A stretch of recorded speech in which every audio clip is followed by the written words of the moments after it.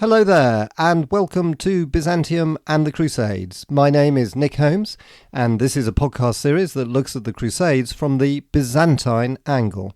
In this episode, we're on the road to Manzikert, one of the greatest battles of the Middle Ages, and one that I think changed history forever. The year is 1071, and the Byzantine Emperor Romanus Diogenes is marshalling the largest army that Byzantium has fielded for 100 years. It also contains mostly Byzantine troops rather than the mercenaries that had come to dominate the Byzantine army and were the real reason, I think, for its military decline in the 11th century. As before, I'll read extracts from my book called The Byzantine World War, which was published last year in 2019 and is available at Amazon and most retailers. So, let's go. Hope you enjoy it.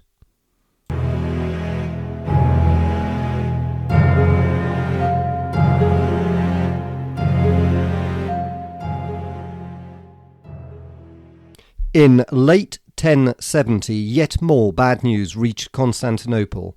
With the truce broken, the Seljuk Sultan himself, Alp Arslan, had invaded Byzantine Armenia and taken the key frontier fortress of Manzikert. Ironically, the threat of a major Seljuk invasion played into Romanus's hands. There was panic in the capital, just as there had been in 1067. For Romanus, this was his last chance.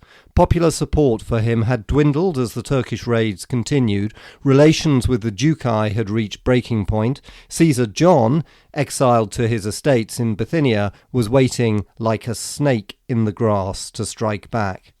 To survive, Romanus needed a decisive victory over the Turks, and his first objective would be to recapture Manzikert. Not only was the Sultan there, but to stop the Turkmen raids, he needed to recapture both Manzikert and the Turkish stronghold at Kliat. These two fortresses, separated by about 50 miles, controlled the Turkmen's gateway into Anatolia. Recent examination of the routes used by the Turkmen shows that almost all of them passed through this axis to find their favourite pasture lands in eastern Anatolia. By securing control of both fortresses, Romanus could block the Turkish raiding at its point of origin. Romanus left Constantinople in mid-March. According to Attaliates, the march east was filled with superstitious portents of doom. These began when Romanus disembarked on the Asiatic side of the Bosphorus at a different place from usual, a town called Helenopolis, which was laughingly referred to by locals as Eleanopolis, or the pitiful city, a pun in Greek on its name. When the imperial tent was set up in this unlucky town, its central pole broke, causing the whole tent to collapse. More ominous still was when Romanus advanced into the Anatolikon theme. A fire broke out in the village that he had chosen to stay in, burning many of his horses alive and destroying most of his weapons and equipment. But Attaliates' portents of doom should be dismissed as a distraction. Writing years afterwards, he was looking for evidence of divine displeasure to explain the catastrophic defeat that was yet to befall Byzantium. The truth is that the atmosphere at the time was probably just the opposite. While there must have certainly been apprehension, there must also have been great hope. For the Senate and the magnates of the empire had entrusted Romanus with the largest army since the reign of Basil II, and a decisive victory over the Seljuks must have seemed quite possible. It is at this point that we should consider something that has baffled historians for centuries. Why did Romanus take Andronicus Ducas, the son of his main rival, Caesar John, with him on this crucial campaign? As we shall see, this was to prove disastrous. However, Attaliates' commentary may provide some unexpected insight into this subject. This lies with an intriguing description of Romanus's relations with his wife, the Empress Eudocia, as they parted company on the eve of the great campaign. Ataliates recounts a serious disagreement between the two of them, which caused the empress to refuse to accompany Romanus when he crossed the Bosphorus. This is all the more surprising since their relationship was apparently a strong one, and she had recently borne him 2 sons in quick succession. Ataliates says that to patch up their disagreement, Romanus sent her a white dove, which had unexpectedly settled in his hands as he was crossing the Bosphorus by boat. When she received the dove, she immediately decided to end their quarrel and rushed to join him. They then spent several happy days together before he marched east.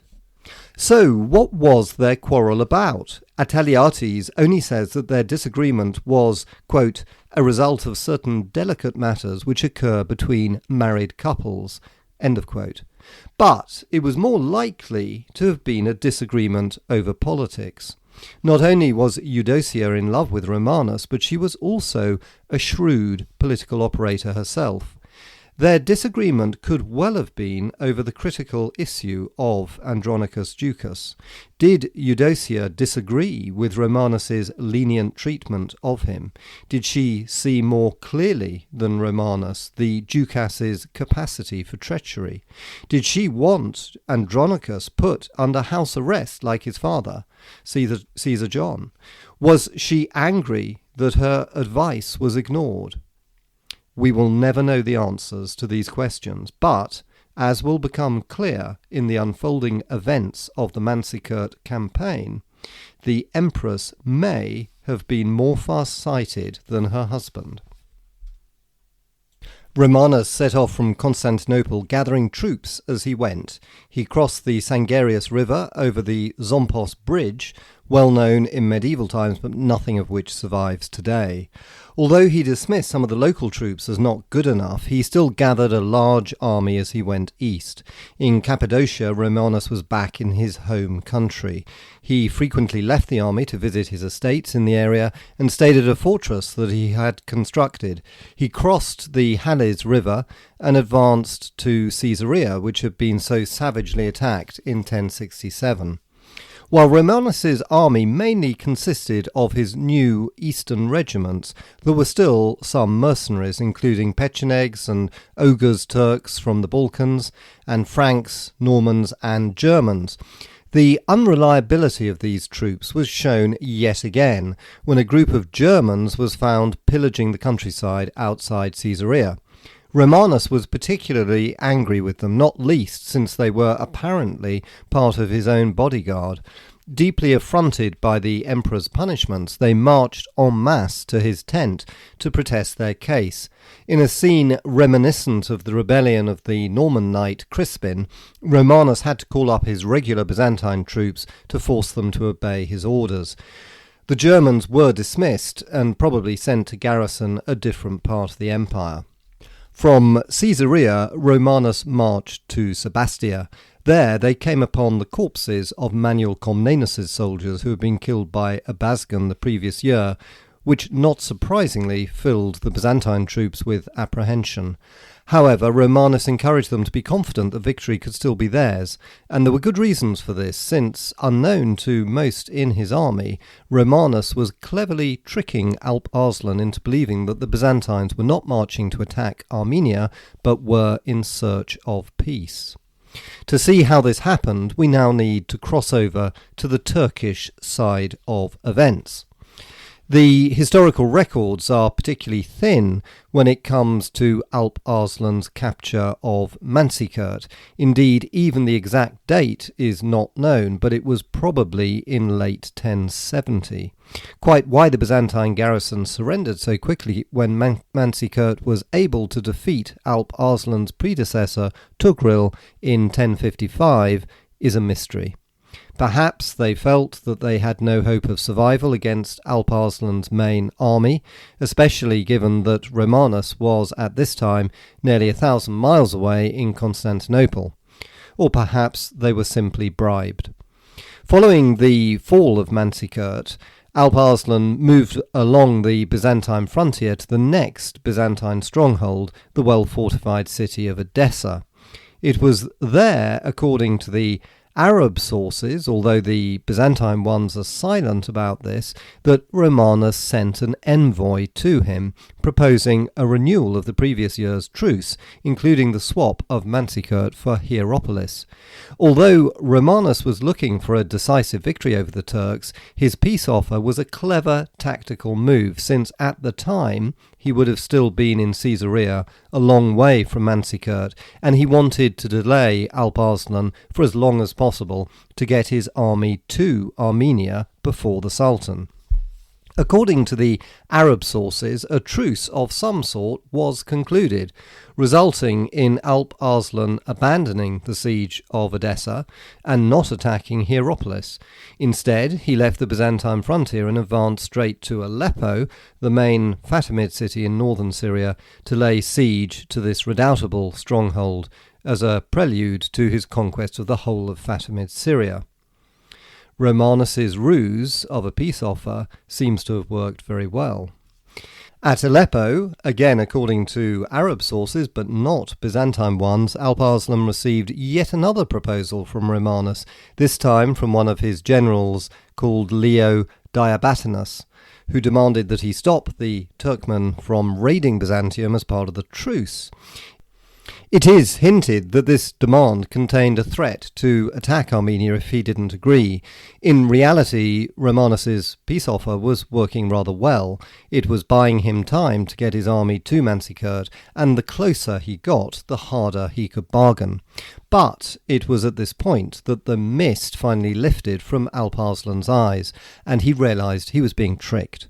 According to the Arab sources, when he realised this, he panicked, ordering an immediate withdrawal from Aleppo back to Armenia to meet the Byzantines in battle.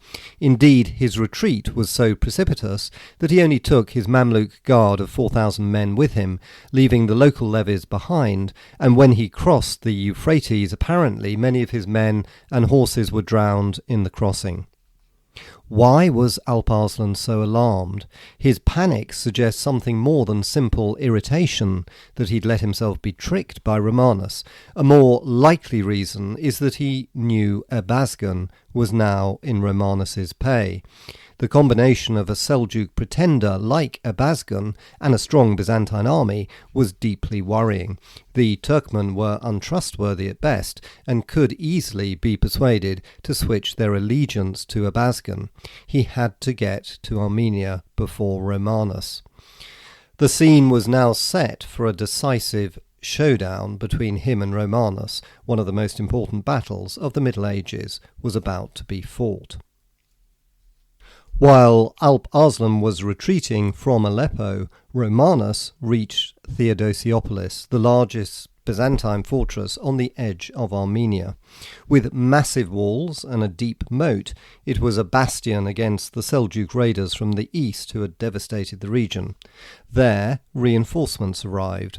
The dux of Theodosiopolis, Nicephorus Basilakes, an ardent supporter of Romanus, brought troops from Syria and Armenia, adding what was in effect the rest of Byzantium's available Anatolian soldiers to Romanus's Cappadocian levies. With these, Romanus now had by far the largest Byzantine army ever assembled in the whole of the 11th century. Arab and Armenian sources claim that it numbered hundreds of thousands, although these numbers can obviously be dismissed as a gross exaggeration. Byzantine sources don't give numbers, but are clear that it was the largest army that Romanus had ever led into battle. Most modern estimates put it at around 40,000 soldiers, which was a very large force for its time, and probably nearly twice the size of the armies Romanus had fielded in 1068 and 1069. The great majority of this army were regular Byzantine troops. These included the Western army, commanded by its dux, Nicephorus Bryennius, probably numbering some 5,000 to 10,000 men. There were also significant numbers of Armenian infantry, which are frequently mentioned in all of Romanus's campaigns, but the bulk of the army was probably Romanus's new eastern regiments. Drawn from Cappadocia as well as the themes across Anatolia, they might have numbered some 20,000 to 30,000. Mercenaries were certainly more limited in number. There were definitely some Norman and Frankish cavalry, probably only around 1,000, under the command of Roussel de Bailleul. There was probably a more significant number of Pecheneg and Oghuz Turk mercenaries, say perhaps 5,000. No sources mention Varangian regiments being present on this campaign, although almost certainly there were some with the emperor, as we will discuss later. Then Romanus proceeded to do something which has been the subject of intense controversy ever since. He divided the army in two. Following a council of war with his generals, he rejected a defensive strategy and decided to attack simultaneously the two Seljuk strongholds of Manzikert and Kliat. Michael Attaliates is at pains to explain that this was a carefully thought out and sensible strategy, contrary to views expressed by later commentators that it was a major blunder. He emphasises that the division of the army was pragmatic, since it was the quickest way of taking both Manzikert and Kliat before the Sultan Alp-Arslan arrived with the main Seljuk army. Initially, Romanus sent a strong reconnaissance force towards Kliat, consisting of Pechenegs as well as the Frankish mercenaries under Roussel de Bailleul, to scout out the Seljuk stronghold. But hearing that the Sultan's forces were approaching Kliat, Romanus quickly decided to strengthen his attack on the fortress by sending one of his senior generals, Joseph Trachaniothes, with further troops. Attaliates is confusing about the total size of the force that Romanus entrusted to Trachaniothes, since he says that it was, quote, far more numerous than the soldiers retained by the emperor, end of quotes. Many historians have taken this literally to mean that Romanus actually dispatched more than half of the army with Trachaniothes. However, this simply doesn't make sense, since we know that at Manzikert, Romanus led the Western Army and most of the Eastern Army, together with the Armenian infantry and considerable numbers of Oghuz Turks, i.e. the majority of the troops he had marched east with. The answer to this riddle could lie in confusion over the nuances of meaning in the translation from the medieval Greek. When Attaliates says that the soldiers Trachaniothes took were more numerous than those retained by the emperor, the word retained could well refer to Romanus's own personal retinue, i.e. his retainers, meaning his own bodyguard, rather than the entire army.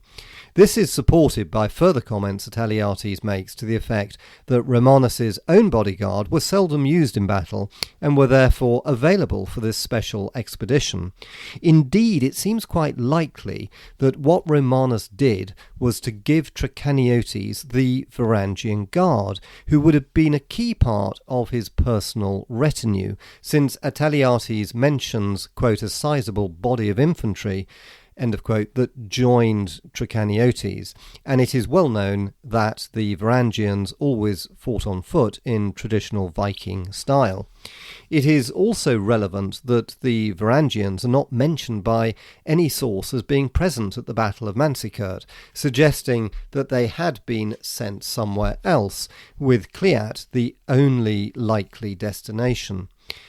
It also shouldn't be forgotten that Romanus greatly preferred Byzantine troops over mercenaries like the Varangians, so their departure would have caused him little grief.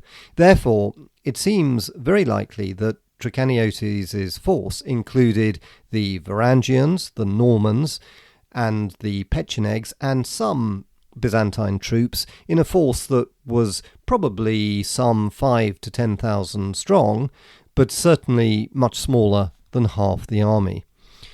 The purpose of sending Trachaniothes to Kliat was to block the Sultan's advance while Romanus took Manzikert. Speed was of the essence because of the news that Alp Arslan's advance guard was already in the area around Kliat. In particular, Romanus was worried about a scorched earth policy that the Seljuks might employ around Kliat, which would stop the Byzantines living off the land as they besieged the city of Kliat. Ataliates is at pains to clarify how important this consideration was. Quote, "Then they, the Byzantines, would have to fight a double war, one against the enemy, the other against starvation." End of quote. Such precaution was extremely sensible. In light of all of these considerations, Romanus's decision to send a robust force to Kliat appears an eminently sound tactic, reflecting his deep military experience and judgment so highly valued by his troops.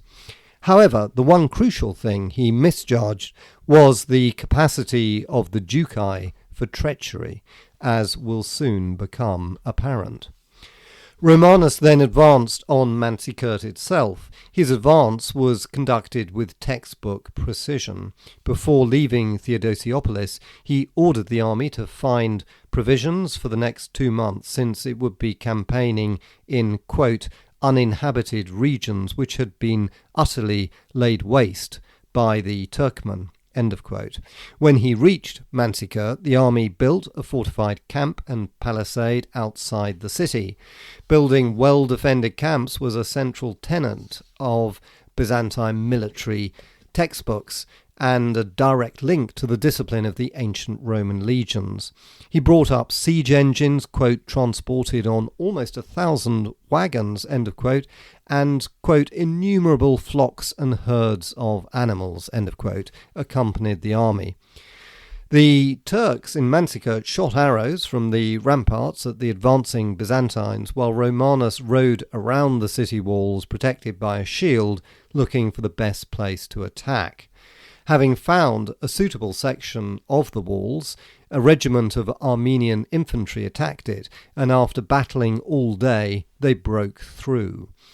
The Turks hurriedly surrendered, sending envoys begging for their lives if they handed the city over. Romanus was elated, according to Ataliates, and wanted to occupy the city that night, but the Turks were worried that they would be killed in the confusion of the night and wanted to delay until the morning. Romanus rejected this and led more troops out to attack the city, whereupon the Turks did agree to surrender immediately. Romanus treated the defeated Turks honourably, even allowing them to pass through the city gates fully armed. While Romanus maintained strict discipline in the Byzantine ranks, for example, punishing a soldier caught stealing a Turkish donkey by cutting off his nose, he was still the army's favourite, and his capture of Manzikert quickly and with few casualties was celebrated by the soldiers outside the city, who greeted him with, quote, hymns of praise, acclamations, and cries of triumph, end of quote. Romanus had every reason to feel pleased. His capture of Manzikert had been brilliantly executed. Now he could advance on Kliat, join Trikaniotes, and reunite the army, and face the Sultan in battle if Alp Arslan was feeling brave enough to face the largest Byzantine army that had been fielded that century. But just as he had every reason to feel confident, it was at this point that his carefully made plans began to unravel. This began with the news that Seljuk forces had attacked Byzantine foraging parties. Romanus sent out one of his senior generals, Nick Bryennius, commander of the Western Army, with a large force to beat the Turks back. Bryennius encountered a more determined Turkish attack than he had expected, with groups of Turkish cavalry advancing across a wide front. There were confused melees with which the Turks seemed to be getting the better of, especially as they could use their archery skills against the Byzantine cavalry. Bryennius sent messengers back to camp asking for reinforcements. Romanus's initial reply was dismissive. He thought that the enemy facing Bryennius was only a handful of raiders, since he still believed that Trikaniotes' forces were blocking the Turkish advance from Kliat. However, he changed his mind as further reports of intense fighting came in. Acknowledging that the Turkish forces seemed surprisingly substantial, he sent Nicephorus Basilakes, the dux of Theodosiopolis, to join Bryennius with a large group of Byzantine cavalry. Basilakes was an Anatolian aristocrat, champing at the bit to meet the Turks in battle and take revenge on their brutal sacking of so many Byzantine cities. He immediately led his cavalry out into the open ground where the Turks were attacking Bryennius's men. The Turks retreated, and Basilakes, jubilant with his apparent success, rode past Bryennius's soldiers in pursuit of them. This proved to be a fatal mistake, since the Turks, masters of the feigned retreat, pulled their horses round and surrounded the Byzantine cavalry. The result was carnage. The Byzantines were cut to pieces. Basilakes himself was unhorsed, surrounded, and taken prisoner. When news of this reached the Byzantine camp, Romanus ordered the army to assemble and led it out to face the Turks, who melted away at the sight of such a substantial force. But at nightfall they returned and made another assault, this time on the Oghuz mercenaries who were stationed outside the Byzantine camp. Because the Oghuz Turks looked very similar to the Seljuks, the result was chaos. Ataliates says it was a moonless night. In the pitch-black darkness, the Byzantines couldn't make out who was attacking whom. The Oghuz wanted to be let in to the safety of the Byzantine camp, but the Byzantine soldiers wouldn't let them in because they thought they were Seljuk Turks. The result was horrifying. The Seljuks slaughtered their Oghuz cousins. Quote, "Death would be, so everyone felt, preferable to what we then witnessed," end of quote, Ataliates says. After massacring the Oghuz, the Seljuks couldn't break into the camp, but galloped around it, quote, yelling and screaming, shooting arrows and other missiles, making tremendous, horrifying noises from all sides, end of quote. The army spent a sleepless night. The next day there was another Seljuk attack. This time their target was the far bank of the river next to the Byzantine camp. It was a clever tactical move by the Seljuks, since the Byzantines needed water from the river. But this time the Byzantines were better prepared.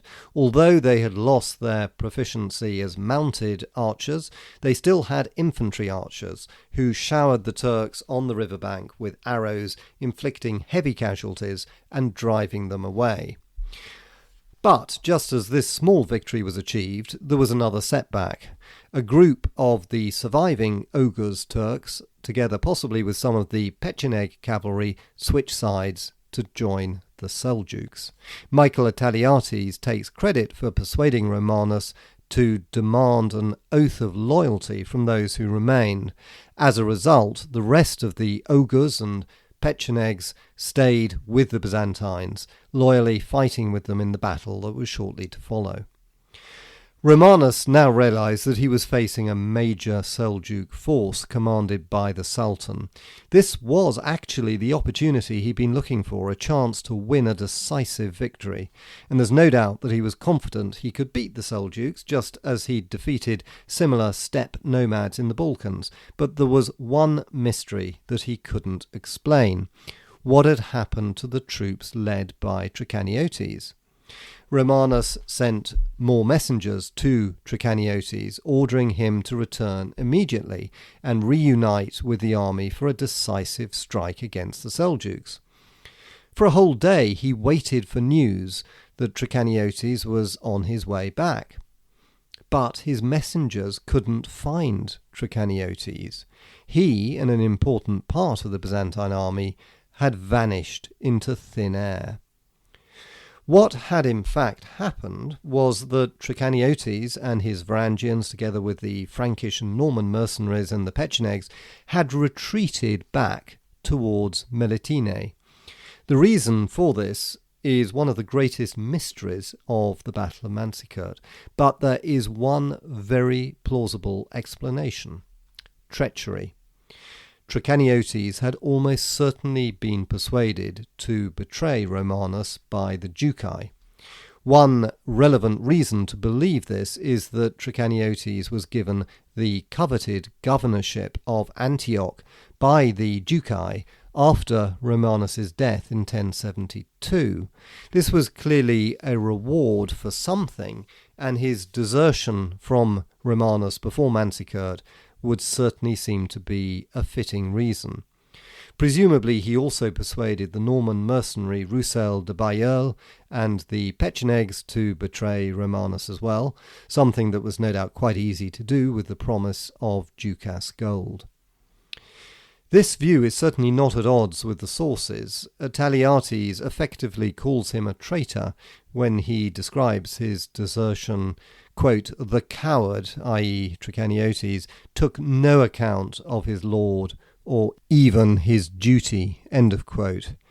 Even the account by Nicephorus Bryennius Jr., who was the grandson of the Nicephorus Bryennius who was at Manzikert and one of Romanus's main generals, and whose account tries to portray the Duci in a good light, describes Trichoniotes as, quote, "completely discouraged," end of quote, which could be read as hostile to Romanus, so capable of treachery. In conclusion, there is sufficient evidence to suggest that Trichoniotes was probably a traitor, or at best harboured some grudge against Romanus.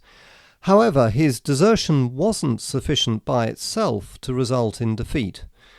Romanus still had a very substantial army with which to oppose the Sultan. There was still one last chance to defeat the Turks.